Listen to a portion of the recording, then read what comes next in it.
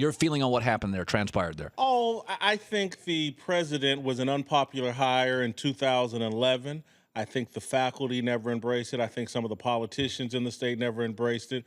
He's the second straight businessman, not from the academic world, to get that job. And I think that people on the faculty staff, he never won them over.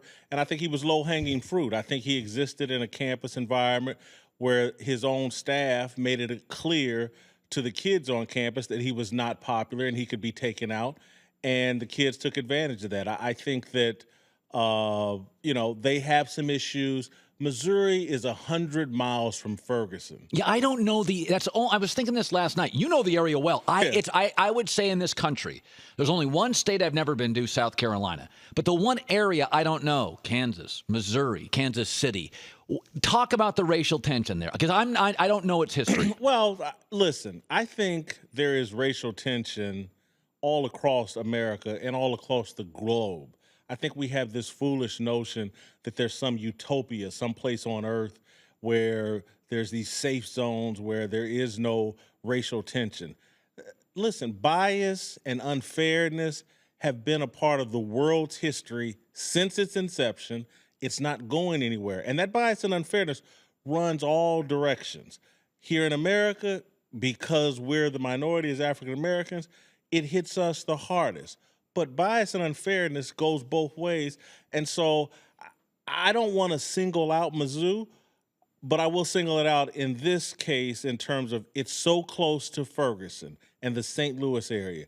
And so many St. Louis and Ferguson kids go there, come to Mizzou, and athletes on the football team from that area and existing in that environment, that I think Gary Pinkel and the president there had a difficult situation. And I think the faculty and Gary Pinkel were aware this president's ill-equipped. He doesn't understand kids. He doesn't understand young people. He doesn't even understand what just happened 100 miles away and what impact it's had on this university and how we can best address it and deal with it.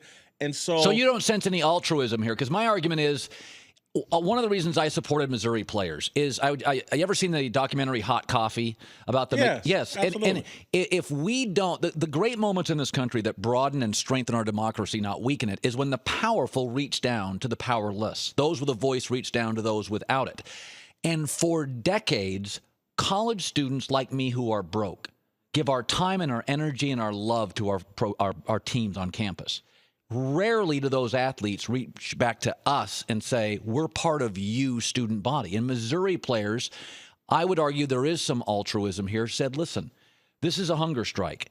This is a campus with racial strife. I thought it was a moment that it was not only symbolic, but it was a gesture that you rarely see. The college athlete, viewed often as pampered, reaches back and helps the student body. Listen, there are some good things and good lessons and examples that came from this. And I think what you're talking about is one of them. But I also think and know that there are issues within that Missouri football program that those kids, that's part of also the reason they joined this, because they feel like there's some issues that need to be addressed in the football program.